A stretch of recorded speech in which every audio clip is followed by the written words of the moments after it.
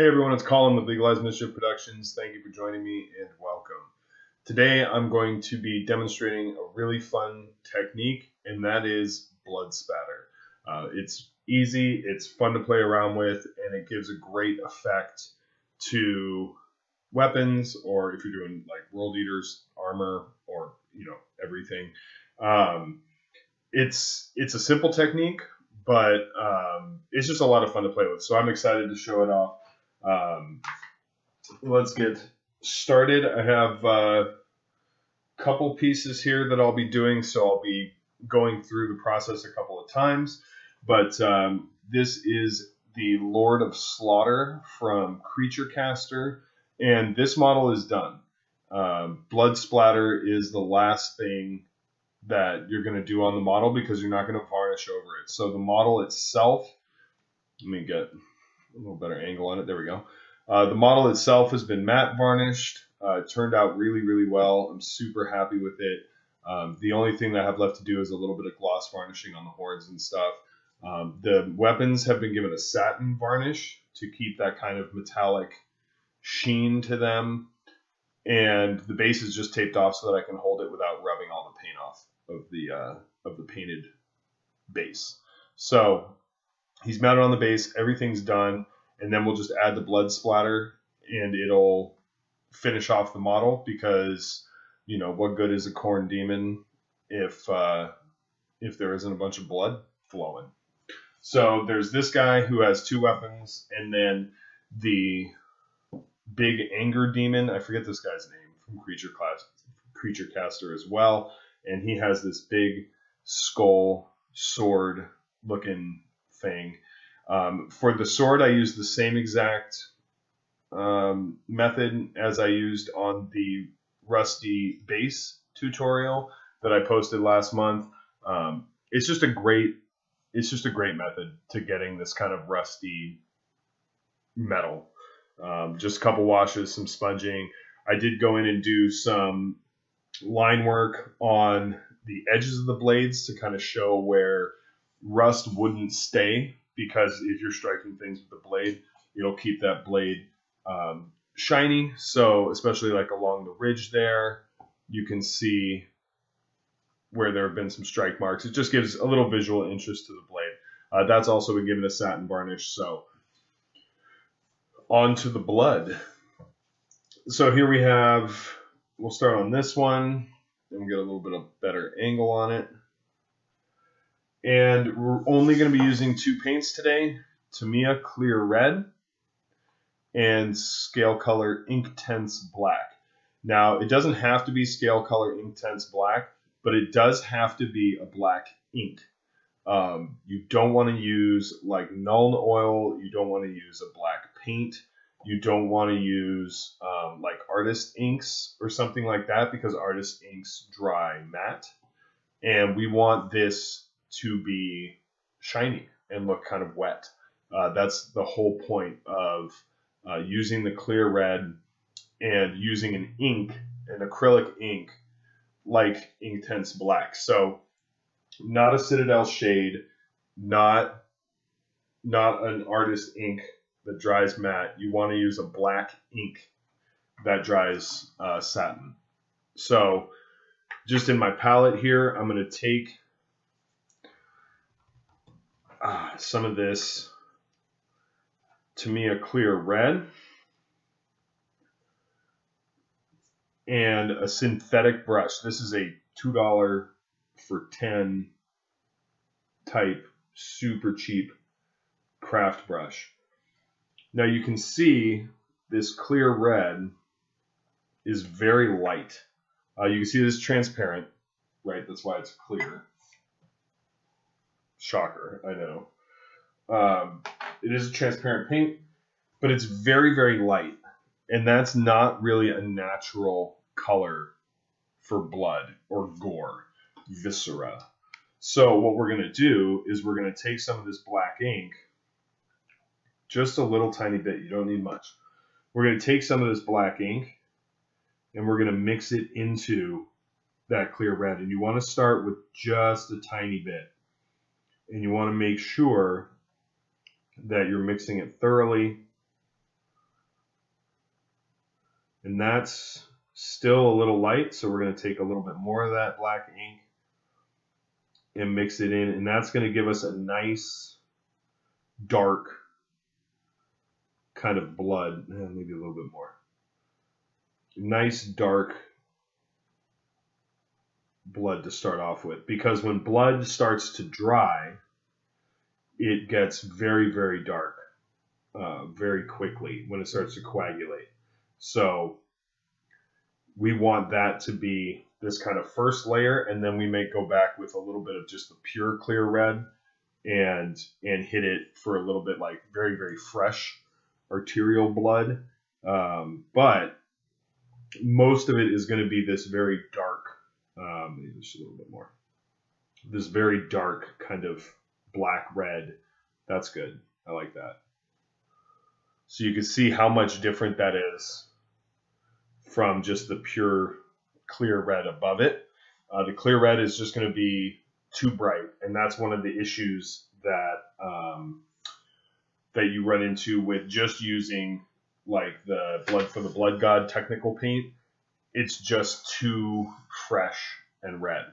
And the important thing is we're going to mask the part of the model that we've already painted. So I'm just going to slide a piece of paper behind it. And the technique, we're going to go to the palette.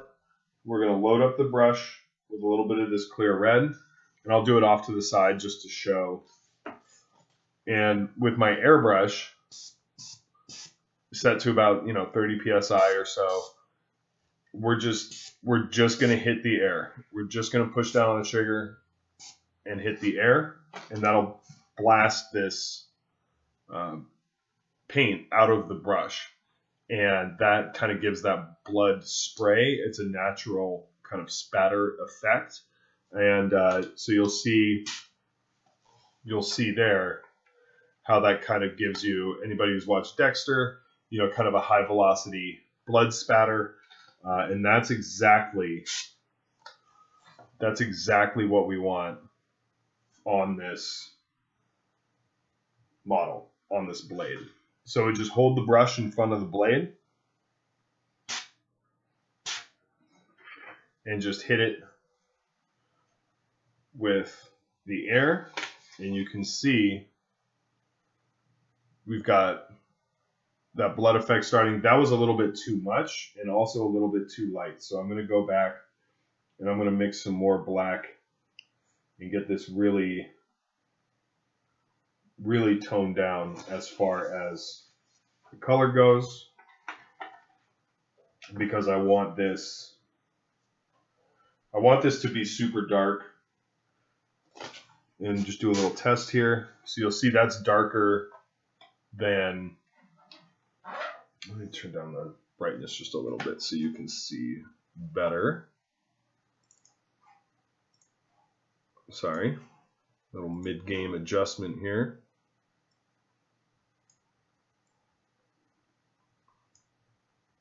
That didn't help.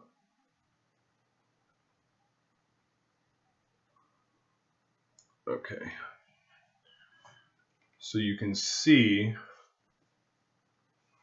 oh, come on.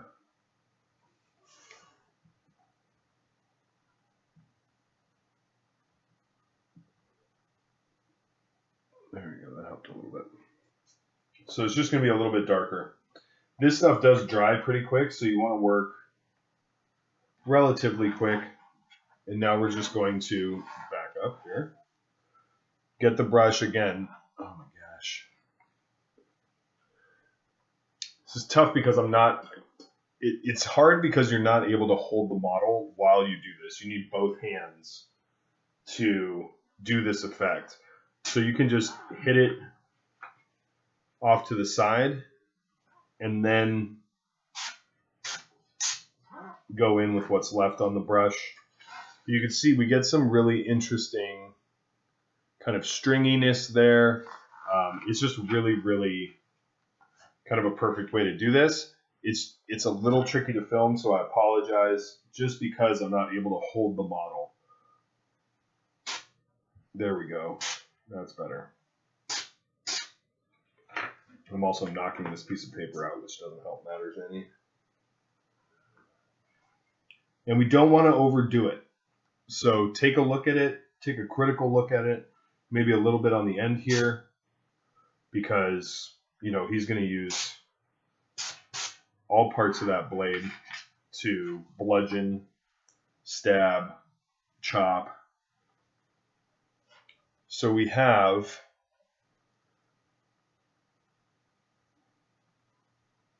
a bloody blade, and I'm actually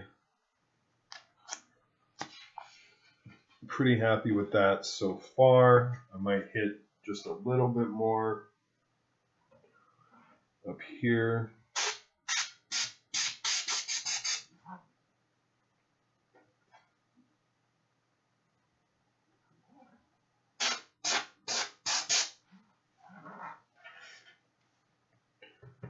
And then we'll lay this down, and this will be a little bit easier because now I can actually get a good angle on this back blade here.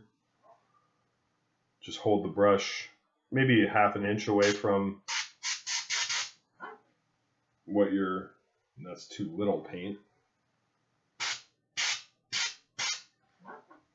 And it takes a second to get, it takes some getting used to with that kind of angle. There we go.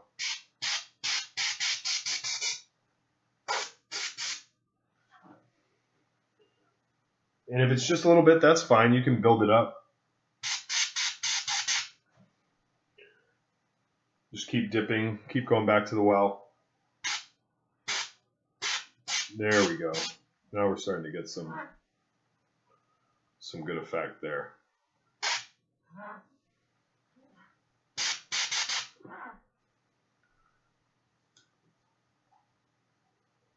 So you can start to see that kind of, you see how dark it is in here, in this area? That's perfect. That's exactly what I want. I want that to be nice and dark, kind of blood that has been there. Now we're going to move over to his other sword arm, if I can get him to balance correctly. There we go.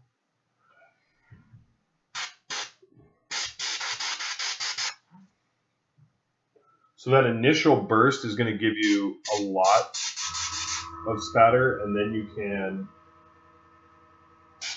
there we go, that's nice. And then you can keep hitting it for just little, like when I'm doing that, it's just giving me little spots and little strings here and there.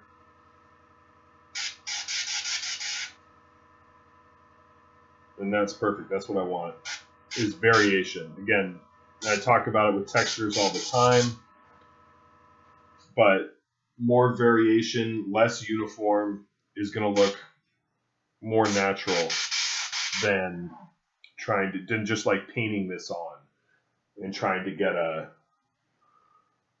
natural look just with a brush. And we want to make sure to hit the top of the blade as well. Just a little bit, not too much.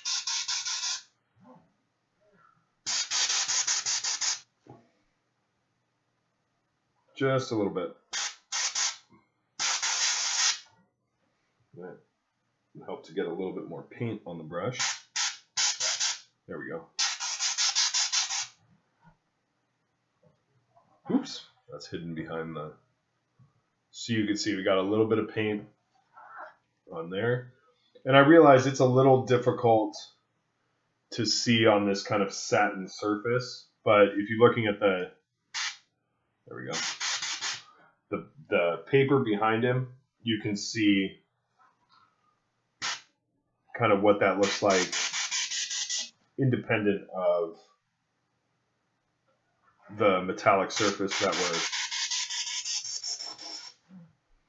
spraying the blood on. You can see what a nice, so if you were doing this like on the front of a tank, dozer blade, or like a Gene Stealer, this would look really cool on like a Gene Stealer Cult, like rock grinder. The front of those with those big kind of circular mowing saws. That would look really cool. If I wanted to go full blood texture, I could just start hosing this guy down with blood on its armor and everything. I don't really want to do that, so I'm not going to. But then let's just hit the back of that blade a little bit. But you can see on this blade's starting to look pretty slick and bloody, and that's perfect. That's exactly what I want from my corn models, is this kind of bloody. Like, it could be cool to do like Demons of Corn and do them with a really pale sword, and then use this effect like on blood letters or something. Just make it super, super pale, almost white, and then use this kind of bloody effect up and down the blade. I think would be really cool. So now we're going to take on the big fella, and same thing. Hold the brush. And the further away you hold the brush, the more diffuse those strings are going to get. So trying to get a good angle here where, whoops, come on, work with me here, where I'm not blocking all the light with the airbrush. There we go. So if you hold it up, if you hold it a little further away from the model, like maybe an inch away from the model instead of a half an inch, you get kind of that more particulate, more stringy spray as it has time to travel through the air. Whereas if you hold it close to the model, you get kind of a denser concentration of that blood effect. So depending on the look you're going for,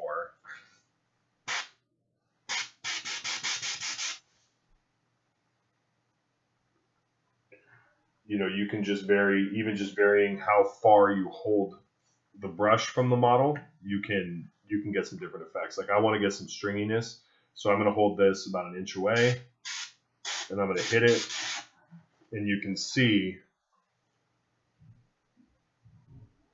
we get some spatter, we get some stringiness, and overall just a very cool, oops, come on, just a very cool effect on that blade. And it's not everywhere. It's just a little bit here and there. It's not overwhelming. It's not overpowering the model itself. So, sorry, my wife needs the keys. Fine. So that's perfect. You want it because you can really, it's like weathering pigments or any other, really any kind of technical paint. You can really get over enthusiastic with it and just have it take over the model, and that's not what we want. We don't want to be like, oh, he's carrying a blood sword that's, you know, soaked in Tamiya. Like that's not at all the effect that we're going for. You could, might be cool, but in general, we want it to look like a metallic sword that's been used to, you know, harvest skulls. So we're just,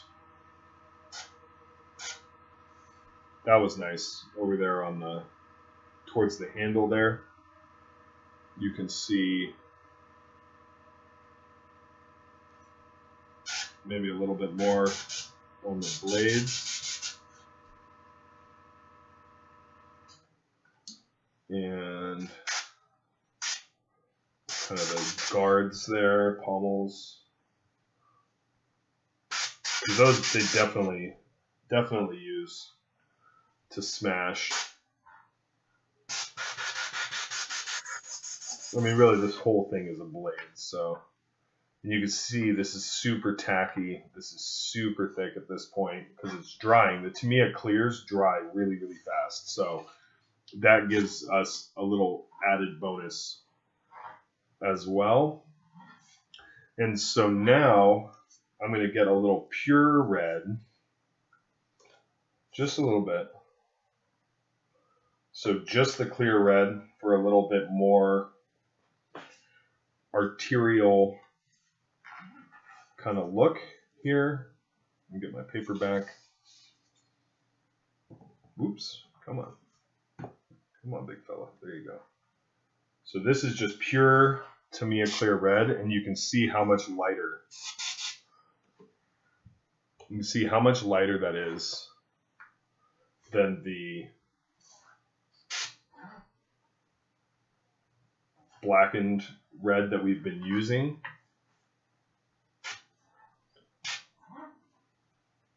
And we just a couple little shots. We do not want this to take over the scheme and overshadow the hard work. Ooh, that is not a good angle.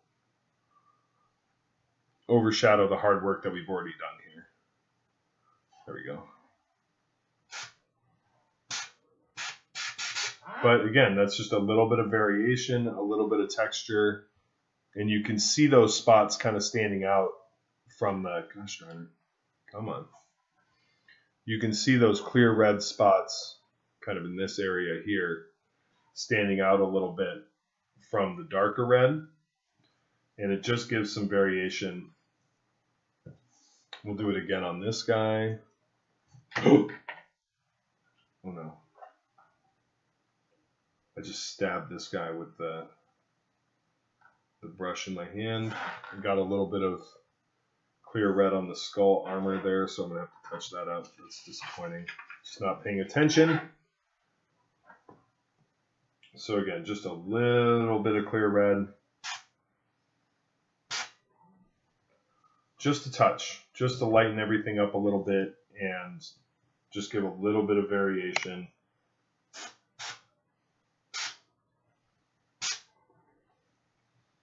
See those little lighter spots on there?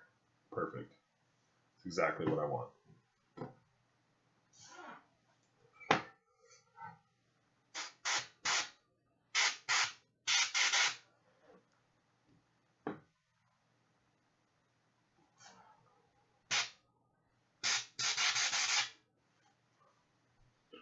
All right, and that, as they say, is that.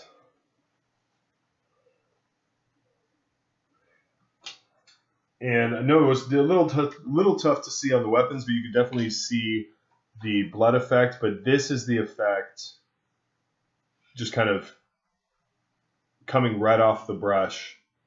You can see the stringiness. You can see the kind of blood splatter effect, and it just looks great. It's just a great effect. It's a great tool to have in your arsenal. And you can see like the bloody blade there.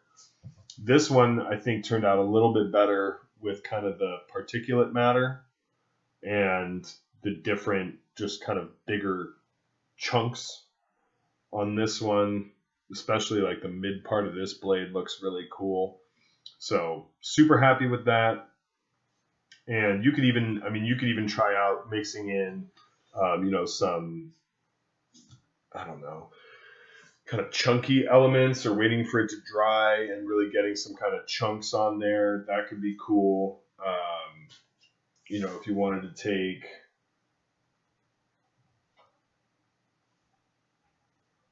if you wanted to take some of that clear red and just really wait for it to dry out. But I really like this effect.